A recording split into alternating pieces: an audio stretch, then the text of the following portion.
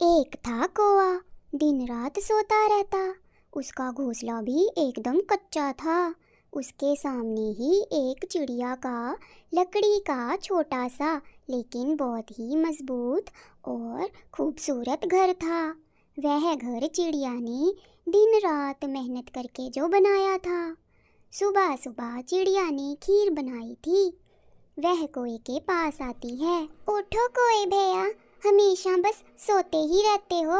देखो, आज मैंने गर्मा गर्म खीर बनाई है। अरे वाह चिड़िया रानी, कभी कभी तो तुम मन खुश कर देती हो। वाह वाह, मज़ा आ गया। सुबह सुबह ये मीठी मीठी खीर, वाह वाह। कोई भैया, अभी बरसात का मौसम शुरू होने वाला है। हमें अभी से अपने लिए अनाज उगा कर रख लेना चाहिए, नहीं तो हमेशा की तरह आप मुसीबत में आ जाओगे और फिर मेरे घर आओगे अनाज मांगने। हाँ हाँ, इस बार मैं तुम्हारे घर अनाज मांगने नहीं आऊँगा। चलो चलो, तुम खेत पर जाकर काम शुरू करो, मैं आता हूँ। तू चल चिड़िया, मैं आया, मैं पैरी मोजे पाया, मैं आँखों सुरमा पाया, मैं सोने चोंच मड़ाया, मैं ठुम ठुम करता आया। ठीक है कोई भैया, आप आ जाओ जल्दी। और चिड़िया खेत पर जाकर काम शुरू कर देती है। वह पूरा खेत साफ कर देती है और हल चलाकर उसे बीज बोने लायक बनाती है। अरे, ये कौआ कहाँ रह गया? अब तो घर वापस जाने का समय हो गया है। और चिड़िया वापस आकर देखती है तो कौआ तो सो रहा था। अगले दिन चिड़िया सुबह सुबह कौए के पास जाती है। अरे चिड़िया, आज कुछ खाने के लिए नहीं लाई क्या? अरे कोई भैया, मैं तो बहुत थकी हूँ।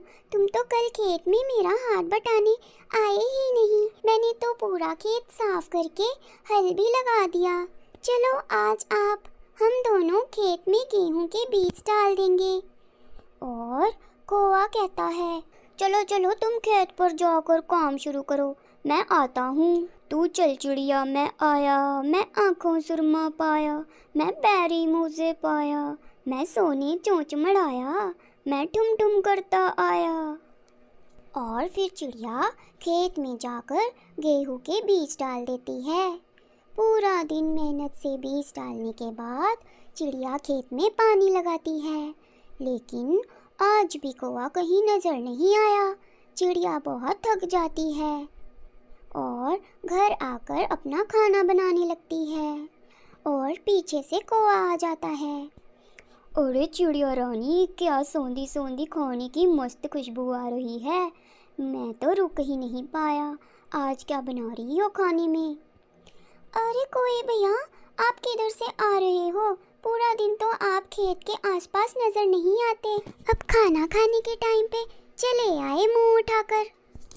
अरे अरे, मैं तो खेत पर आ ही रहा था काम करने, लेकिन काम करने के बारे में सोचते ही मुझे जोरों की नींद आ गई और पता ही नहीं चला कब सुबह से रात हो गई।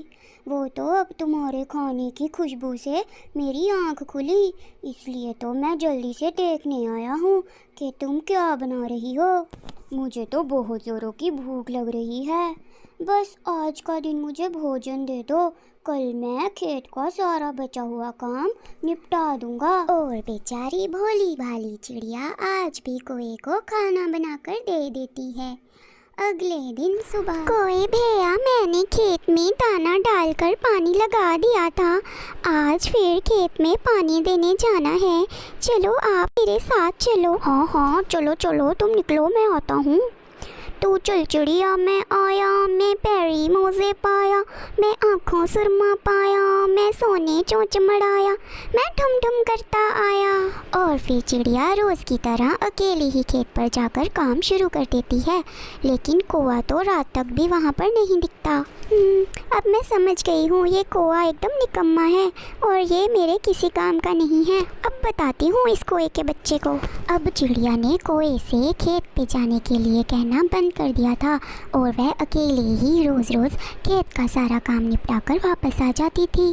कुछ दिनों बाद ही खेत की बहुत अच्छी फसल लहराने लगती है और आखिरी दिन पे चिड़िया ने फसल की कटाई करके उसको 2 हिस्सों में बांटकर रख दिया था। कोए भैया, आपको पता है हमारी खेत की फसल बहुत अच्छी हुई है और मैंने फसल की कटाई करके उसे 2 भागों में बांट दिया है।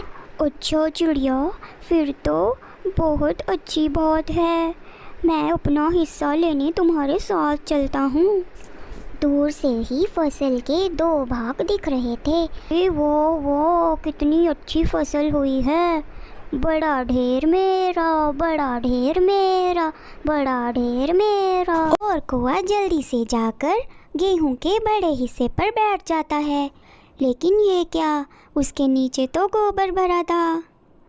अरे कोए भैया, अब आपने मेरे साथ कोई मदद नहीं की तो इसमें मेरी क्या गलती है? आपका इस अनाज पर कोई हक नहीं बनता। और चिड़िया अपना अनाज लेकर, जो कि उसने दिन रात मेहनत करके उगाया था, अपने घर वापस चली जाती है। और कौआ वहीं पर गोबर में धंसा अपनी किस्मत पर रो रहा था। इसीलिए तो बच्चों, बहुत पुरानी कहावत है कि जो ज़्यादा शाना बनता है बाद में गूं के ढेर पर ही गिरता है। आज के बाद कभी ये गाना नहीं गाऊंगा। तू चल चिड़िया, मैं आया, मैं आंखों सुरमा पाया, मैं सोने चोंच मढ़ाया, मैं डुम डुम करता आया।